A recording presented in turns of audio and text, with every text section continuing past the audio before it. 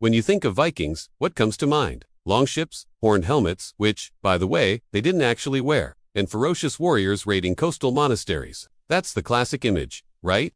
But what if I told you the Viking story is so much bigger, so much more diverse than just raiding and pillaging?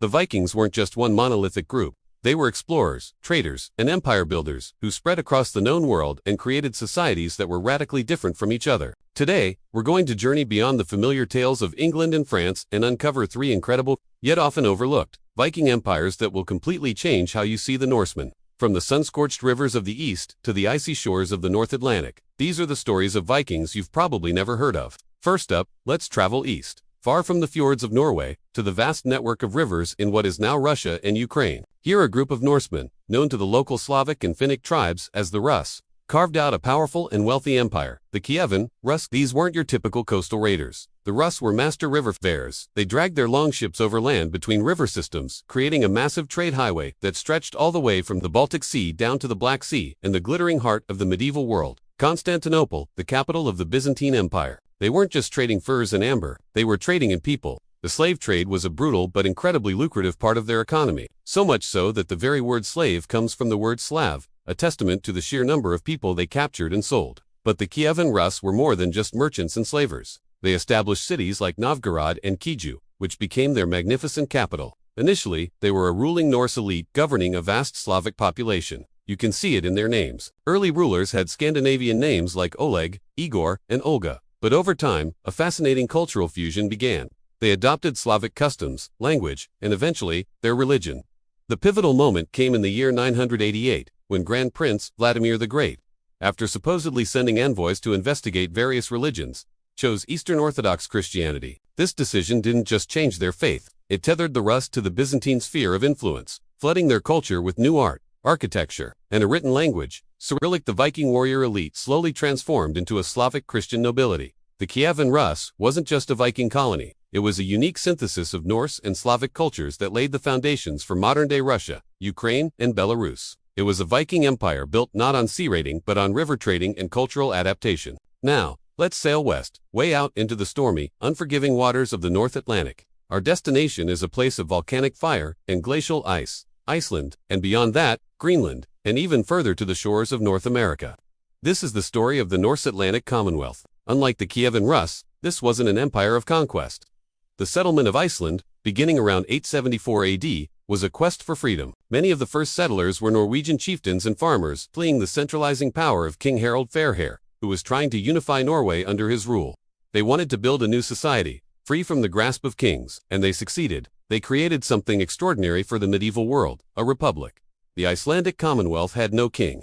Instead, power rested in the Althing, an annual assembly where free men gathered to make laws, settle disputes, and elect a law speaker.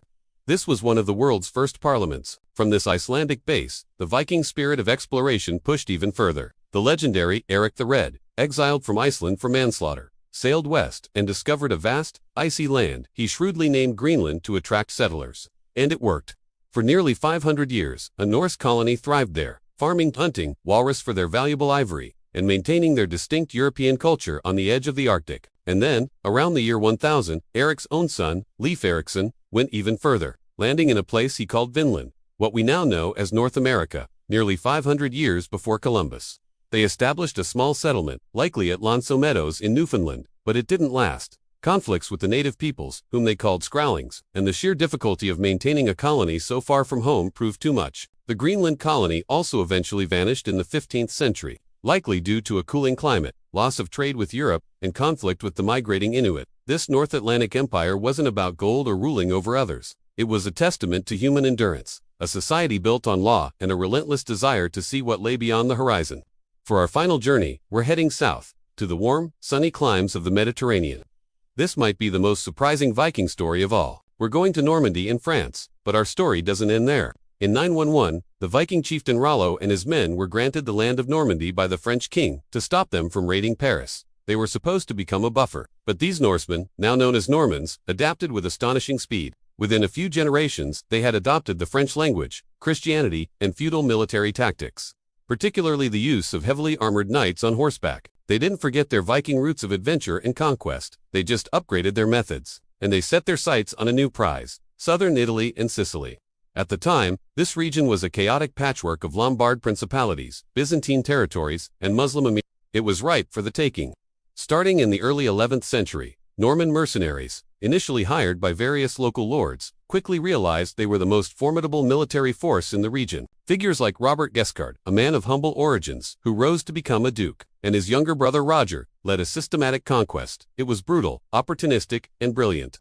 They fought everyone: Lombards, Byzantines, and Muslims, and they won. Roger went on to conquer Sicily from its Muslim rulers, a task that took 30 years. But what emerged was not a simple French or Norse kingdom. Under Roger II, who was crowned king of Sicily in 1130, this Norman kingdom became one of the most sophisticated, wealthy, and tolerant states in all of Europe. Roger's court in Palermo was a multicultural marvel. He employed Greek, Arab, and Latin administrators. He minted coins with inscriptions in Arabic and Latin.